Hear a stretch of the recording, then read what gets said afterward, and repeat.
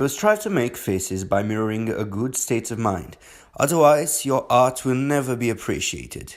Leonardo da Vinci.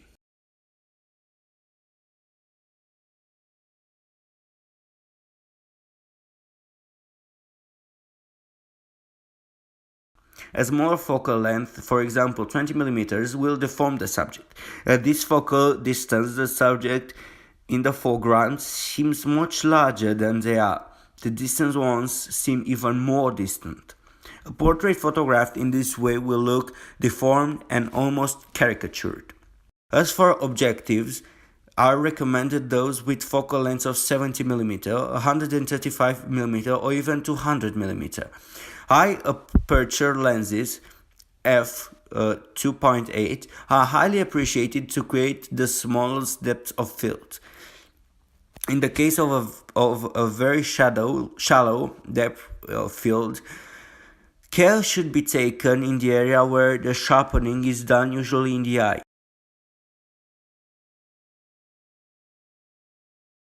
Often the most appreciated photos are those made in existing light, even if it is a brief one, and poses technical problems. Photographs made in natural light render the original atmosphere and the world in which our subject lives. An artificial light can destroy the atmosphere. However,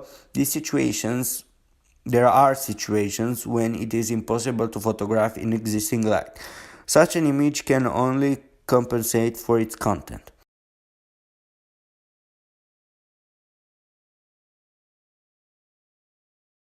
Whether we are going to create a studied portrait, either an instant portrait, it must live to recognize on its face a mood, an expression of a feeling. In the case of a studied portrait, the photographer must also be a psychologist, discuss with the model, guess his personality, win his trust. Knowing the model, the photographer will know what to discuss with him, how to clear him up, and how to cheer him up, or what will make him sad. The model must be driven to a certain state of mind without being disturbed by the presence of the objective. The photographer must cause the state without being noticed by the model.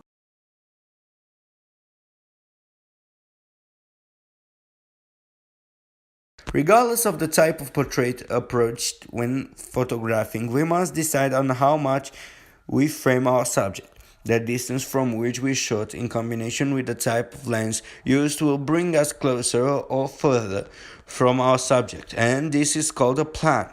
Either we will render it entirely a bust or just the face, we must do it accordingly to certain rules.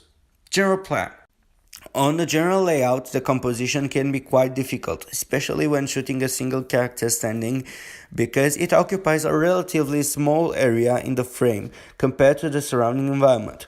Sometimes a character standing alone at the moment of shooting can be embarrassed and have an attitude that does not represent him at all. The solution would be to let them hold something in their hands, so they can do something they would normally do.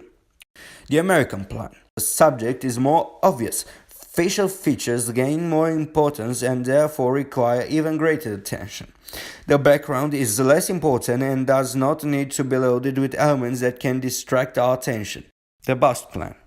A close-up fit from the middle of the chest to the head, with just a little space above it, is called a bust plan.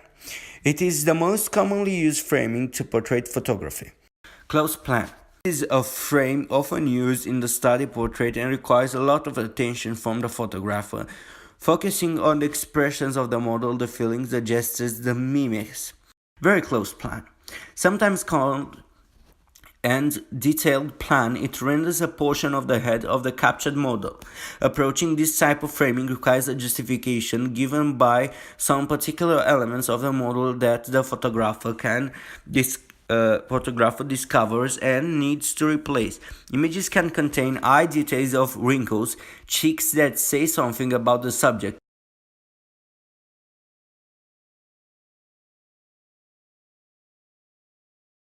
In photography, shutter speed or exposure time is the range of time where the film or digital sensor inside the camera is exposed to light, also when a camera's shutter is open when taking a photograph.